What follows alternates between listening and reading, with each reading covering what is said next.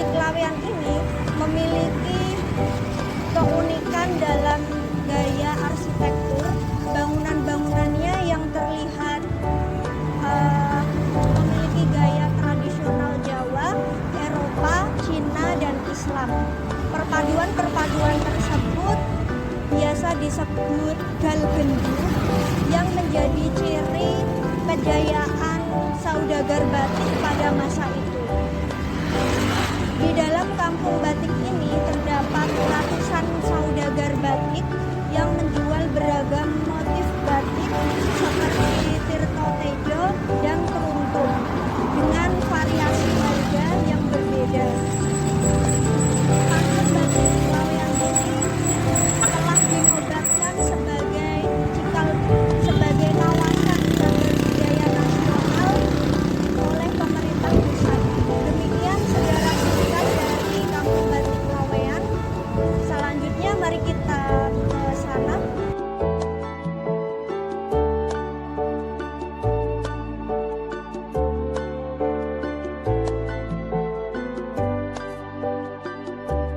Nah, di samping kanan saya ini adalah Langgar Merdeka.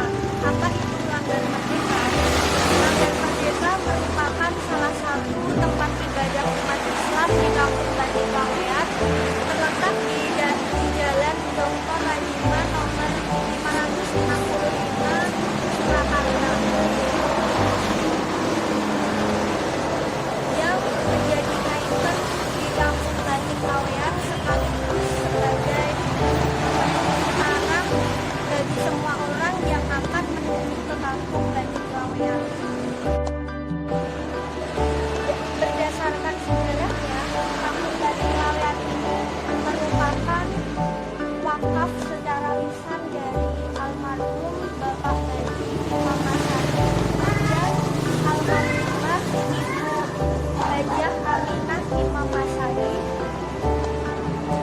Pembangunan langgar ini dimulai pada tahun 1942 dan selesai pada tahun 1946.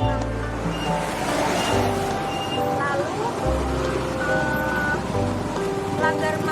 Langgar Merdeka ini sebelumnya adalah bangunan milik orang Cina yang digunakan untuk jualan candu atau ganja, lalu dibeli oleh almarhum Bapak Imam Masari.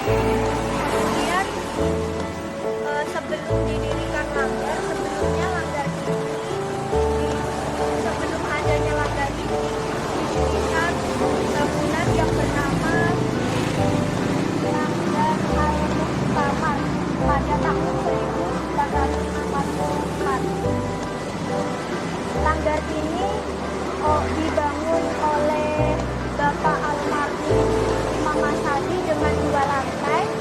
Di lantai bawah untuk pengelola atau penunggunya dengan model toko-toko yang digunakan oleh pengelolanya untuk usaha, yang kemudian nantinya hasilnya digunakan untuk mencukupi kehidupan langgar dan kehidupan pengelolanya.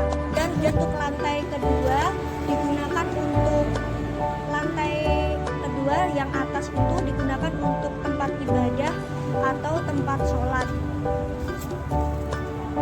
Kemudian pada saat agresi militer Belanda yang kedua, langgar ini diubah namanya menjadi Langgar Al-Ikhlas, dikarenakan pada saat agresi militer Belanda kedua itu pemerintah Belanda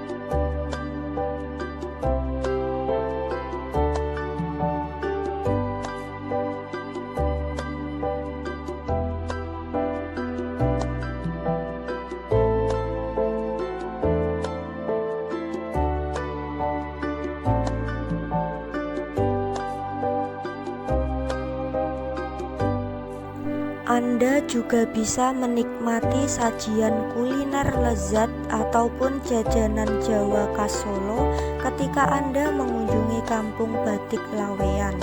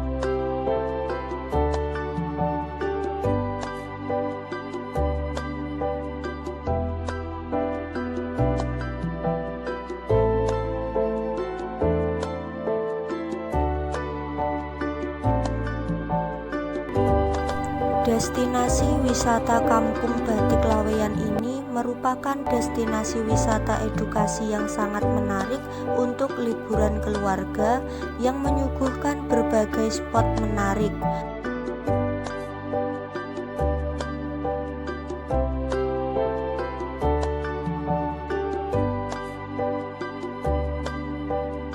Selain berburu oleh-oleh batik khas Solo, Anda juga dapat menikmati berbagai aktivitas menarik seperti kelas membatik. Jadi tidak hanya berlibur, tetapi juga bisa belajar bagaimana cara membuat batik. Kemudian, bangunan arsitektur dari wisata Kampung Batik Laweyan ini sangat recommended untuk dijadikan hunting spot foto untuk mengisi feed media sosial Anda. Jadi nanti kakaknya bisa mengajak teman-temannya, saudaranya, kerabat untuk mengunjungi wisata Kampung Batik Laweyan ini. Demikian, saya atas nama pemandu wisata Kampung Batik Laweyan, saya ucapkan terima kasih atas kunjungan kakak. Semoga kunjungan kakak pada hari ini dapat memberikan manfaat dan berkesan serta memberikan pengalaman baru. Demikian dari saya cukup, kurang lebihnya mohon maaf. Wassalamualaikum warahmatullahi wabarakatuh.